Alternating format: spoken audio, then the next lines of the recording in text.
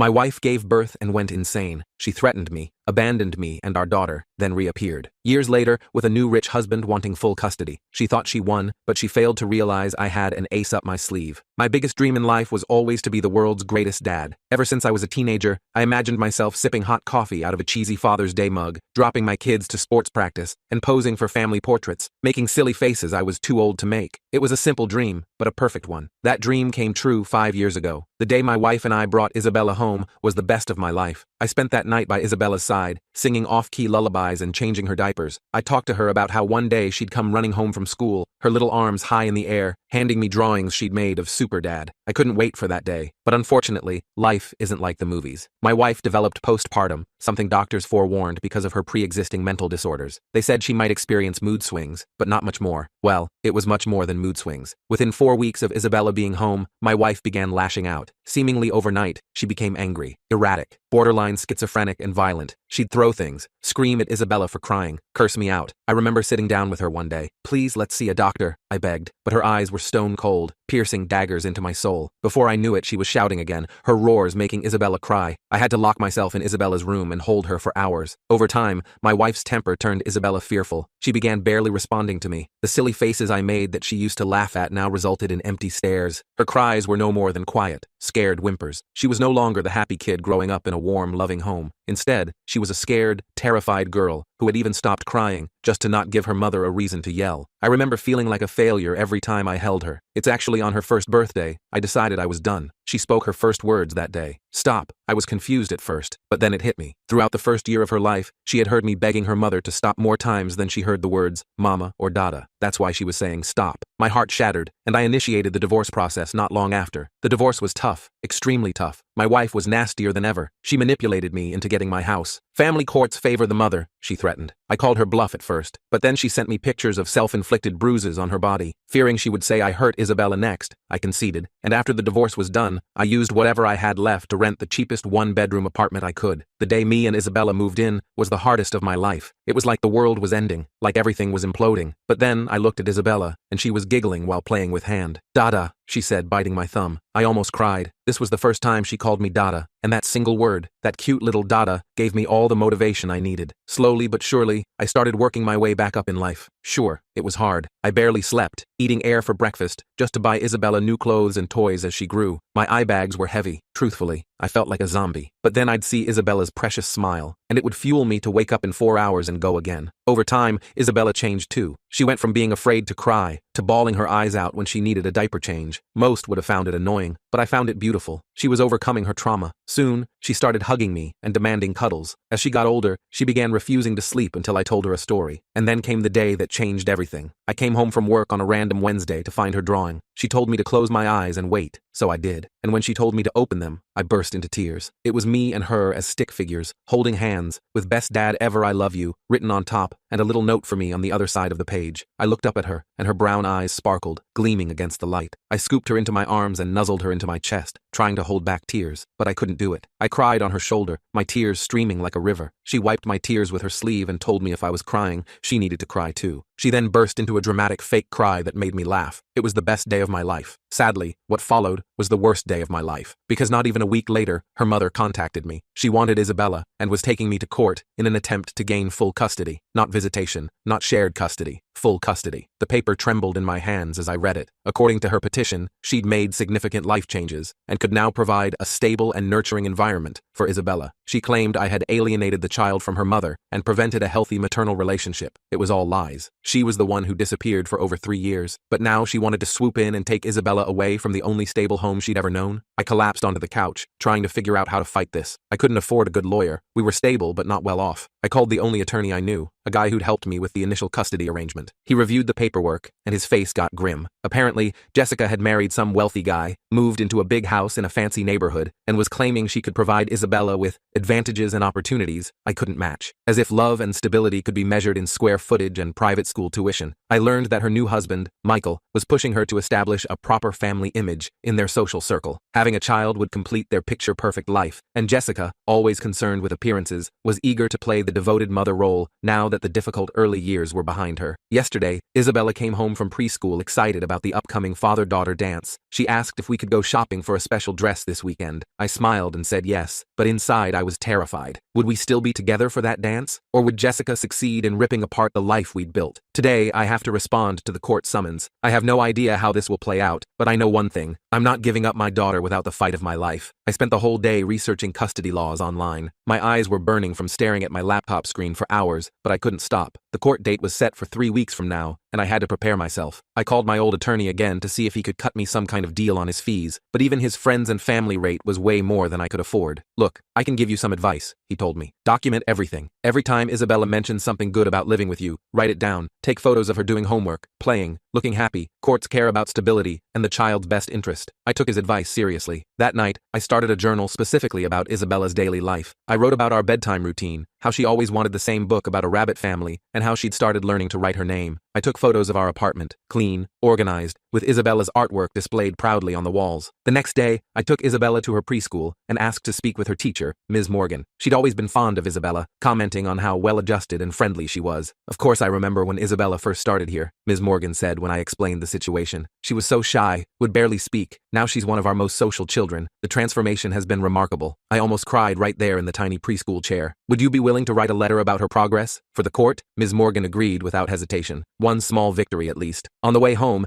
Isabella chatted happily about the class pet, a hamster named Cheese. For a moment, watching her in the rearview mirror gesturing excitedly, everything felt normal. Then I remembered the court summons sitting on my kitchen counter, and my stomach twisted. I called my parents that evening after Isabella was asleep. They lived 3 states away and couldn't help much practically, but I needed their support. My mom immediately offered to send money for a lawyer. We've been saving for a new roof, but this is more important, she insisted. I swallowed my pride and accepted. Family helps family. That's what I'd always taught Isabella. The next day, I used the money as a retainer for a lawyer who specialized in family law. Her name was Sarah, and her office was small but neat. She listened carefully to my story, taking notes and nodding. Jessica's absence for 3 years works in your favor, Sarah explained. But judges can be swayed by dramatic turnarounds and second chances. We need to show that Isabella's best interest is to stay with you, the parent who's been constant in her life. I left feeling slightly more hopeful. Back at work, I explained the situation to my boss and asked for flexible hours during the court proceedings. He was understanding. He had kids of his own and knew what was at stake. That weekend, I took Isabella shopping for her dance dress as promised. We found a purple one with sparkles that made her twirl around the store gleefully. The saleswoman commented on what a cute daughter I had, and I felt a surge of both pride and fear. I couldn't lose her. While we were out, I got a text from an unknown number. It was Jessica, asking to see Isabella before the court date. My first instinct was to refuse. She hadn't bothered to see her daughter in 3 years. Why start now? But Sarah had warned me that appearing uncooperative could hurt my case. I texted back suggesting a public meeting at the park near our apartment. She agreed, and we set a date for the following Saturday. I didn't tell Isabella who we were meeting. I didn't want to get her hopes up or confuse her. The night before the meeting, I barely slept. What if Isabella didn't recognize her mother? What if she did, and was upset? What if Jessica tried to manipulate her? The questions kept circling in my mind until my alarm finally went off. We arrived at the park early. Isabella was excited about the playground, completely unaware of what was about to happen. I spotted Jessica before she saw us. She looked different. Designer clothes, perfect hair, expensive-looking sunglasses. Michael stood beside her, presumably the new husband. When she approached, Isabella hid behind my legs, suddenly shy with these strangers. Jessica knelt down to Isabella's level. Hi, Isabella. Do you remember me? I'm your mommy. Isabella looked confused, glancing up at me for confirmation. I nodded gently, and she turned back to Jessica. You're in the pictures, Isabella said finally. Jessica's smile faltered slightly, but she recovered quickly, pulling out a gift-wrapped package. I brought you something special. Inside was an elaborate doll that probably cost more than our weekly grocery budget. Isabella thanked her politely, the way I'd taught her to accept gifts, but she didn't seem particularly impressed. After some awkward small talk, Jessica suggested ice cream. I agreed, and we walked to a nearby shop. Michael barely spoke to me, but was overly enthusiastic with Isabella, telling her about the swimming pool at their house and the room they'd prepared for her. Isabella listened wide-eyed, but kept returning to my side. I could see Jessica getting frustrated by this. She's just shy, Jessica told Michael loudly enough for me to hear. Once she's living with us, she'll open up more. I bit my tongue. Making a scene wouldn't help anyone, especially Isabella. The meeting ended after about an hour, with Jessica promising Isabella they'd see each other again soon. As we walked home, Isabella was quiet, clutching her new doll. Did you have fun? I asked carefully. That lady is really my mom? She asked, looking confused. I nodded. Yes, but she's been away for a while. Do I have to go live with her now? My heart broke at the worry in her voice. No, sweetie, you're staying with me. The judge just needs to talk to all of us to make sure everything's okay. She seemed satisfied with that answer, but that night she climbed into my bed around midnight, something she hadn't done in months. The next week was a flurry of preparation. Sarah helped me gather documents, Isabella's school records, medical history, even receipts showing I'd consistently provided for her needs. Ms. Morgan delivered her letter, a glowing testimony about Isabella's progress and how well-adjusted she was. Meanwhile, Jessica ramped up her campaign. She sent Isabella expensive gifts almost daily, toys, clothes, even a tablet that I thought was completely inappropriate for a 5-year-old. I documented each gift, but let Isabella keep them. I didn't want her to feel caught in the middle. 2 days before the court date, I received a disturbing call from Isabella's preschool. Jessica had shown up there, demanding to see Isabella and claiming she had legal rights as her mother. Thankfully, the school had called me instead of letting her in, but it rattled me. I immediately called Sarah, who filed an emergency motion restricting Jessica from contact with Isabella outside of agreed-upon meetings. The night before court, Isabella sensed my anxiety despite my efforts to hide it. As I tucked her into bed, she reached up and patted my cheek. "Don't worry, Daddy. I want to stay with you," she said, with the simple certainty of a child. I held it together until I closed her bedroom door, then sat on the kitchen floor and cried silently. The thought of losing her was unbearable. Court day arrived with gray skies and drizzling rain. My neighbor, Mrs. Johnson, had agreed to watch Isabella for the day. She was a retired kindergarten teacher who adored Isabella, and I trusted her completely. Isabella gave me an extra tight hug before I left, as if she somehow understood the importance of the day. The courtroom was intimidating, all polished wood and formal atmosphere. Jessica was already there with Michael and their lawyer, who looked expensive in his tailored suit. Sarah squeezed my arm reassuringly as we took our seats. The judge, an older woman named Judge Taylor, reviewed the case files before addressing us. Jessica's lawyer went first, painting a picture of a mother who had made mistakes, but had transformed her life, and now could provide Isabella with every advantage. He emphasized the beautiful home, the excellent school district, the financial stability. He also implied that I had deliberately kept Isabella from having a relationship with her mother. When it was Sarah's turn, she methodically presented the evidence of my consistent care for Isabella. She submitted Ms. Morgan's letter, photos of our life together, and medical records showing I'd never missed a checkup or vaccination. Most importantly, she highlighted Jessica's 3-year absence. "Your Honor, Ms. Parker voluntarily disappeared from Isabella's life during crucial developmental years," Sarah argued. "Now that Mr. Thompson has created a stable, loving environment, she wants to disrupt it based solely on material advantages." The judge asked several pointed questions to both sides. She seemed particularly interested in why Jessica hadn't utilized her visitation rights for so long. Jessica claimed she had been working on herself and didn't want to expose Isabella to her journey. I noticed she never actually apologized for abandoning our daughter. After several hours, Judge Taylor called a recess. She ordered both parties to meet with a court-appointed evaluator who would assess both households and Isabella's well-being. The final hearing would be scheduled after the evaluation was complete. Outside the courtroom, Jessica approached me, Michael hovering protectively behind her. "This would be easier if you'd just be reasonable," she told me quietly. "Isabella deserves the best life possible. You know you can't give her what we can. She deserves stability and love," I countered. "Those can't be bought." She laughed lightly. "So noble, but let's be realistic. Your apartment, your job, do you really think that's the best you can do for her? We have a college fund set up already." I walked away before I said something I'd regret. Sarah caught up with me in the parking lot. "You did well in there," she assured me. The judge seemed concerned about Jessica's absence. "Now we just need to make sure the evaluation goes smoothly." The evaluator, Dr. Williams, scheduled home visits for the following week. I spent days cleaning our apartment, making sure Isabella's room looked its best, stocking the fridge with healthy foods. It felt ridiculous to be so nervous. This was our normal life after all, but I knew how much was riding on his impression. The day of our evaluation, Isabella was fortunately in a good mood. She proudly showed Dr. Williams her books, her small collection of stuffed animals, and the corner where we did art projects together. I answered his questions honestly about our routines, discipline approaches, and how we handled Isabella's questions about her mother. "And the bedroom situation?" he asked, noting our 2-bedroom apartment. "Isabella has her own room," I explained. "It's small, but it's her space. She helps decorate it, picks the bedding, everything." Dr. Williams nodded, making notes. He spent about 2 hours with us, observing our interactions and talking to Isabella alone for a short time. Before leaving, he thanked us both and gave Isabella a sticker, which she immediately placed on her favorite stuffed rabbit. A few days later, I learned that Dr. Williams had visited Jessica's home. Through Isabella's preschool grapevine, amazing what parents will share in the pickup line, I heard that Jessica had created a princess room, complete with canopy bed and custom murals. I tried not to let it bother me. Surely the evaluator would look beyond material things, but doubt crept in anyway. The week after the evaluations, I received a disturbing call from Mrs. Johnson. Jessica had shown up at our apartment building, asking neighbors questions about me, what time I came home, whether I ever had visitors, if they ever heard Isabella crying. It felt like she was building a case against me by fishing for negative information. Sarah advised me to document this, but not confront Jessica. "It looks desperate on her part," she assured me. "Let her keep digging. She's only making herself look bad." The final straw came when Isabella came home from preschool confused and upset. Apparently,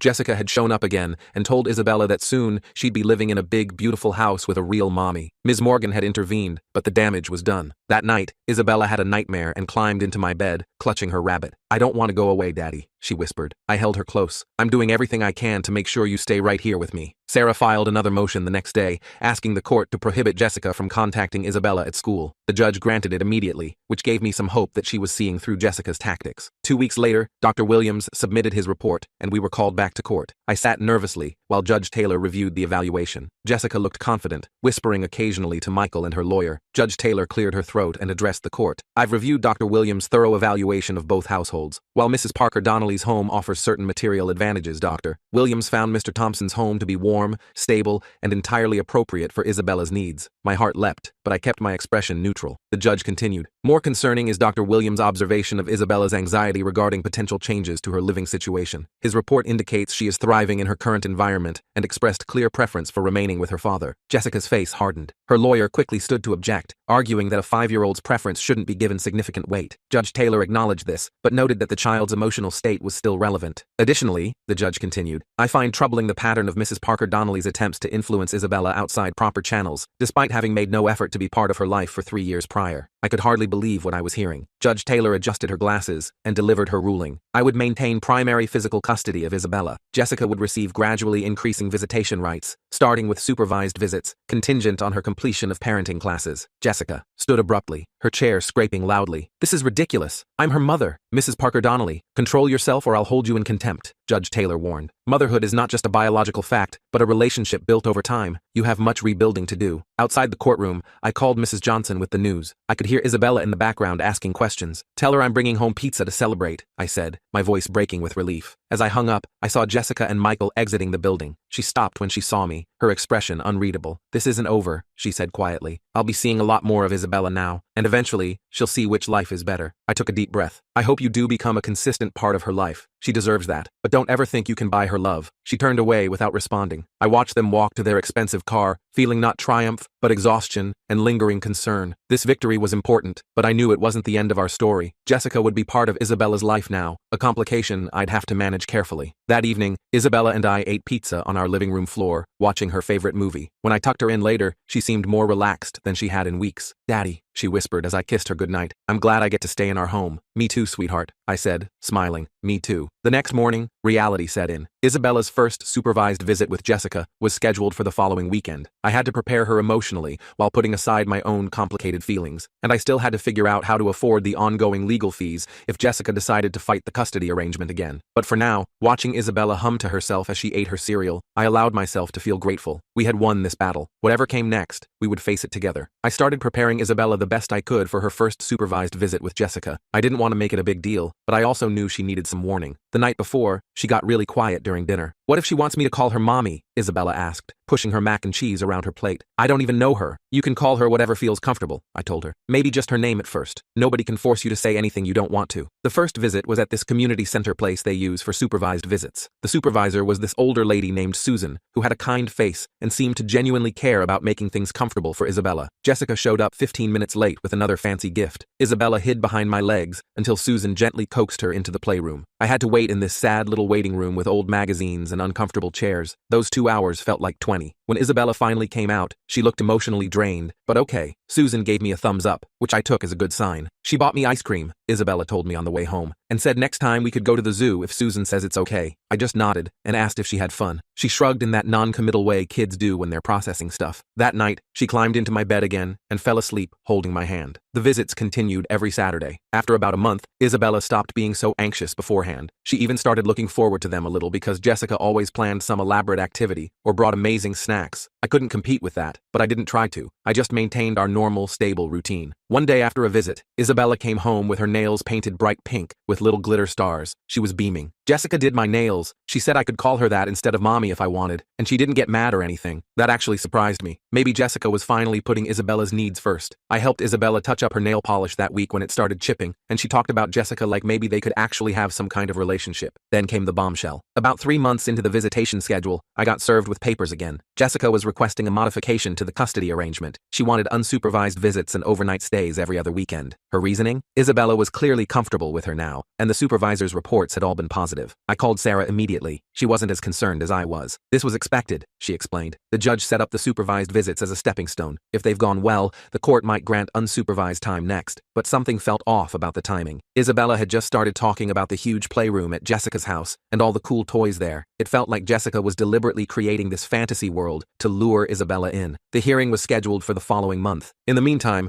I started noticing subtle changes in Isabella. She began comparing our apartment unfavorably to Jessica's house. She asked why we couldn't have a swimming pool or a trampoline in our backyard, which we didn't even have. One day she came home and announced that Michael had promised to teach her to ride a horse once she started staying overnight. I tried not to show my frustration. That sounds fun, but remember, horses are a big responsibility. It's not just about riding them. She rolled her eyes, something she'd never done before. I know that. Michael has horses at his lake house. They have special people who take care of them. Great. How was I supposed to compete with horses and lake houses? I brought it up to Sarah, who advised me to document these conversations, but not make a big deal about them to Isabella. Kids are impressionable, she said. Jessica is clearly trying to buy Isabella's affection, but eventually, Isabella will see through that. The day before the hearing, Isabella came home from her visit, unusually quiet. I tried asking about her day, but she just shrugged and went to her room. Later, I found her sitting on her bed, looking at a photo album I'd made of our life together. Everything okay, sweetie? I asked, sitting beside her. She nodded, then hesitated. Jessica said I'll have my own bathroom when I stay overnight, with special towels that have my name on them. That sounds nice, I said carefully. She also said, Isabella trailed off, looking uncomfortable. She said that you probably don't want me to go because you're jealous that they have more money than you. I took a deep breath to control my anger. Using a 5-year-old as a messenger was low, even for Jessica. Money isn't what makes a home, Bella. It's love and feeling safe and having people who are always there for you no matter what. She nodded and leaned against me. I know. I like our home. The hearing the next day was tense. Jessica arrived looking perfectly put together, while I felt rumpled despite wearing my best shirt. Her lawyer presented the supervisor's positive reports and argued that continuing the restrictions was unnecessary. Sarah countered by raising concerns about Jessica using material things to influence Isabella and making inappropriate comments about me. The judge listened carefully to both sides. To my surprise, Susan, the supervisor, asked to speak. She explained that while the visits had gone well on the surface, she had concerns about the way Jessica seemed to be trying to buy Isabella's affection rather than building a genuine relationship. The focus is always on the next exciting activity or gift, not on getting to know her daughter's actual interests or needs, Susan explained. The judge considered this, then made her ruling. Jessica could have unsupervised visits during the day, but overnight visits would be delayed for another 3 months. During that time, she was ordered not to make promises about future living arrangements or purchases to Isabella. Jessica was clearly unhappy with this compromise, but managed to keep her composure in court. Outside, she walked past me without a word, her heels clicking aggressively on the tile floor. For the next 2 months, things actually went pretty smoothly. The unsupervised visits meant I didn't get Susan's insights anymore, but Isabella seemed okay when she returned home. She talked less about fancy toys and more about actually doing things with Jessica, baking cookies, going to the movies, normal parent-child stuff. I started to think maybe Jessica had gotten the message. Maybe she was finally putting in the work to be a real parent instead of just playing the role. Then Isabella came home one Sunday with news that made my blood run cold. Guess what? Jessica and Michael are moving to Florida. They're going to buy a house by Disney World, and I can go there for all school vacations. My heart sank. Florida was a 20-hour drive away. This would mean Isabella flying alone multiple times a year, spending holidays away from me, and Jessica potentially filing for custody modifications in a state where I had no support system. I immediately called Sarah, who filed an emergency motion to prevent relocation of visitation out of state. The judge granted a temporary freeze while the matter was considered, which sent Jessica into a rage. She called me that night, screaming that I was trying to ruin her life and that Isabella deserved the opportunities she could provide. The next day, she didn't show up for her scheduled visit with Isabella, or the next one, or the one after that. Isabella was confused and hurt, asking if Jessica was mad at her. I tried to explain that grown-ups sometimes have complicated feelings that have nothing to do with kids, but it was hard to justify Jessica's disappearing act. 2 weeks later, I got an email from Jessica's lawyer. They were withdrawing the petition for custody modification. Apparently, Jessica and Michael had decided to move forward with their relocation plans without waiting for the court's decision on visitation. They'd already purchased property in Florida and enrolled in a yacht club, whatever that meant. The lawyer's email was coldly professional, but reading between the lines, it was clear. Jessica had chosen her new lifestyle over regular contact with her daughter. Again, I didn't know whether to feel relieved or heartbroken for Isabella. I consulted with both Sarah and Isabella's therapist about how to break the news. We decided honesty was best, but framed in a way that wouldn't make Isabella feel abandoned. That weekend, I took Isabella for ice cream and explained that Jessica and Michael had moved very far away. They wouldn't be able to have their regular visits anymore, but Jessica could still call and maybe visit sometimes when she was in town. Isabella was quiet for a moment, pushing her spoon through her hot fudge sundae. Is it because I didn't want to call her mommy? She finally asked. God, that broke my heart. No, sweetheart, absolutely not. Grown-ups make choices based on a lot of complicated things, but none of this is because of anything you did. She nodded, not entirely convinced. Over the next few weeks, she asked about Jessica occasionally, but with decreasing frequency. Jessica called exactly once, a stilted conversation where Isabella mostly answered with one word. She promised to send birthday and Christmas presents, which I suspected would actually happen. Jessica had always been good at grand gestures, just not the day-to-day work of parenting. 6 months later, Isabella rarely mentioned her mother anymore. She was thriving in kindergarten, had made several close friends, and had recently started taking dance classes that she absolutely loved. I'd been promoted at work, which meant a little more financial breathing room, and the ability to finally start a small college fund for her. On the 1-year anniversary of winning the initial custody case, a package arrived for Isabella. Inside was a fancy doll and a card signed, "Love, Jessica." Isabella looked at it briefly, then went back to the fort we'd been building in the living room. "Don't you want to play with your new doll?" I asked. She shrugged. "Maybe later. Can you hand me the red blanket for our roof?" That night, as I tucked her in, Isabella hugged me extra tight. "Daddy, are we always going to live together?" "Well, someday when you grow up, you might want your own place," I teased. "But until then, yes, we'll always be together." She smiled and closed her eyes, satisfied with that answer. As I turned off her light, I spotted her latest drawing taped to the wall, a picture of 2 stick figures holding hands under a bright sun. "Me and my dad" was written in wobbly kindergarten letters. I finally had my world's greatest dad moment, and it didn't come from a mug or a t-shirt. It came from knowing that despite everything,